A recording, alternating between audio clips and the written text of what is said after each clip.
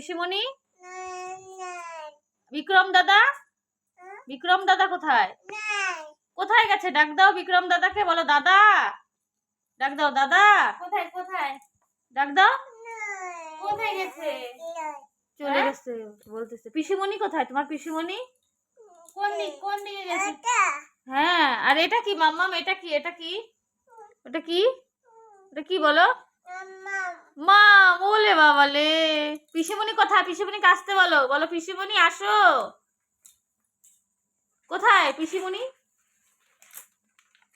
সেই বলে। শুভ সন্ধ্যা বন্ধুরা, তোমরা তো দেখতেই পেলে যে আমি আজকে মামামের ওখানে গিয়েছিলাম। তো মামামের সাথে একটু আনন্দ করে কথা বলে তারপর না বাড়িতে আসছি।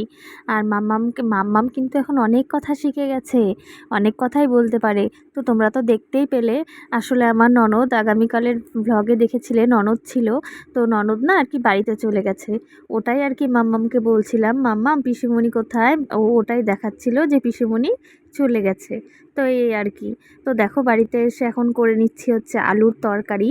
তোমরা তো জানোই এটা নিয়ম সেবার মাস জন্য নিয়ম করছি কটা দিন, তাই হলুদ টলুদ দেইনি। ওই জিরা আর কাঁচা লঙ্কা ফোড়নে দিয়েছিলাম, আর ছোট ছোট করে আলু আর একটু নুন দিয়ে ভালো করে ভাজা ভাজা করে তারপর কিন্তু জল দিয়ে দিলাম।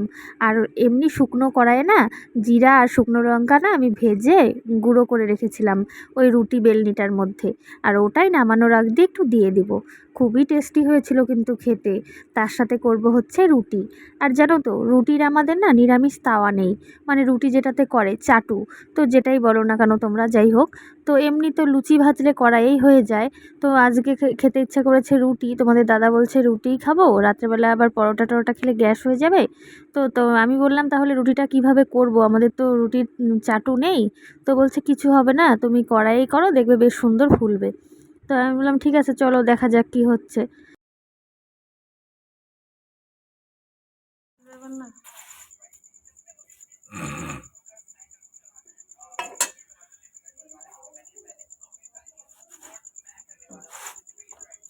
আগেকার দিনে মানুষ তো এভাবেই ফুলাতো রুটি, বলো। এই যে এখানে একটু এখানে একটু ফুটা হয়ে গেল জন্য গ্যাস বাড়া যাচ্ছে।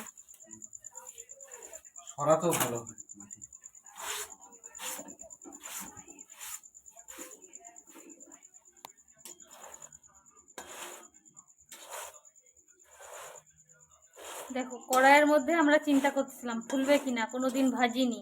দেখো কত সুন্দর গোল হয়েছে রুটিটা, দেখছো? হ্যাঁ, কত সুন্দর ফুলছে আর কি, গোল বলাটা ভুল হলো। আর এদিকে তরকারি হয়ে যাচ্ছে। এটা একটু সরাও তো।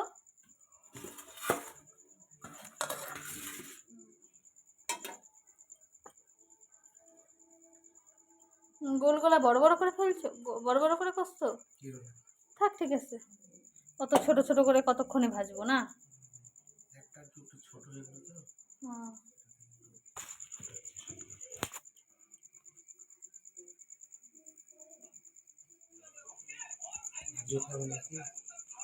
আর্য খাইলে আর্যকে দিব।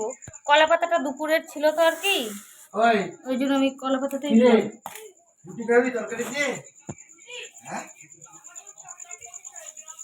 ও চকলেট খাচ্ছে।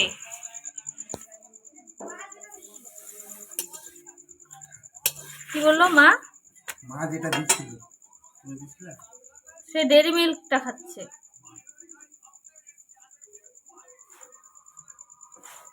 দেখো কত সুন্দর রুটি ফুলতেছে, দারুণ ফুলছে বলের মতো। ভালো হয়েছে? হ্যাঁ, দিব একটা, দিব না এখন?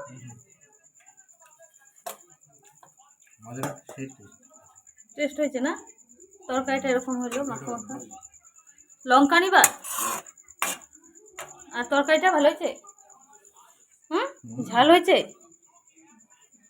এখন রাত বাজে 1টা, আর আমি খাচ্ছি চকলেট, সেটা হচ্ছে জেমস।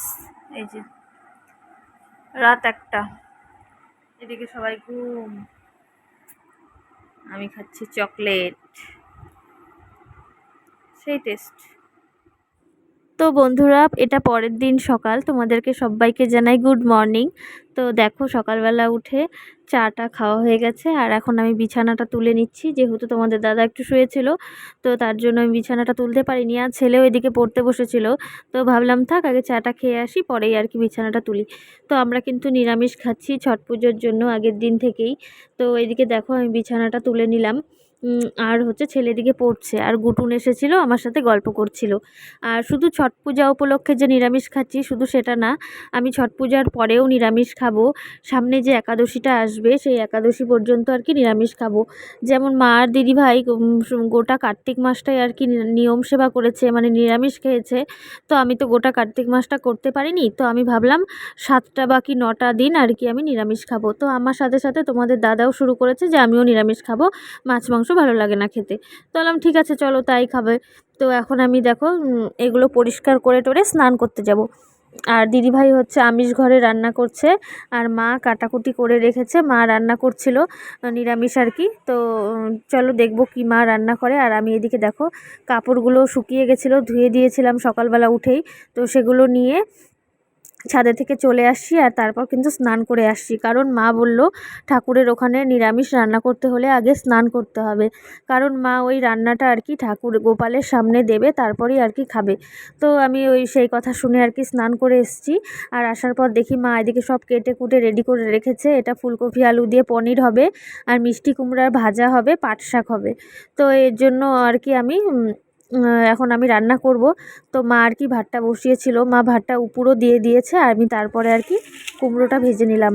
আর এখানটায় এনেছিল আজকে 1 কিলোর মতো পনির। তো আমাদের নিরামিষ যেটা ফ্রিজ ছিল সেই ফ্রিজটা আর কি আমিষ করে দেওয়াতে এখন আমরা এই এতগুলো পনির রাখতে পারবো না। তো মাকে বললাম এতগুলো পনির অর্ধেকটা আর কি তুমি জলে ভিজিয়ে রাখো, আর পরের দিন রান্না হবে, আর আজকে হাফ রান্না করি। কারণ পনির না সেভাবে তোমাদের দাদাও খেতে ভালোবাসে না, আর আমিও ভালোবাসি না। এক মা আর হচ্ছে দিদিভাই, আর ছেলেও খায় না পনির সেরকম। আর এটা যেহেতু অনেকটা মশলা টশলা কম, হলুদ টলুদ দেওয়া যাবে না, তো ওরকমভাবে তো ভালো করে রান্নাও হবে না। তো বললাম অর্ধেকটা রেখে দাও, আগামীকাল আর কি রান্না হবে। তো ফার্স্টে আমি দেখো ভাত নামানোর পরে জলপাইয়ের চাটনি করে নিয়েছি, আর হচ্ছে মিষ্টি কুমড়ো ভাজা।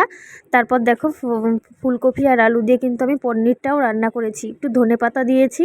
আর সত্যি বলতে ঠাকুরের নামে রান্না করলে জানি না এত টেস্ট কী করে হয়। আর এদিকে দেখো পাট শাক ভাজাটা এখন বসিয়ে দিয়েছি, একটু নুন দিয়ে সেদ্ধ করে, পরে আমি লঙ্কা দিয়ে এটা ভাজা করব। ঠাকুরের নামে রান্না করলে না যেরকমই রান্না হোক না, এত খেতে আর কি টেস্টি লাগে, তা মানে বলার মতন না।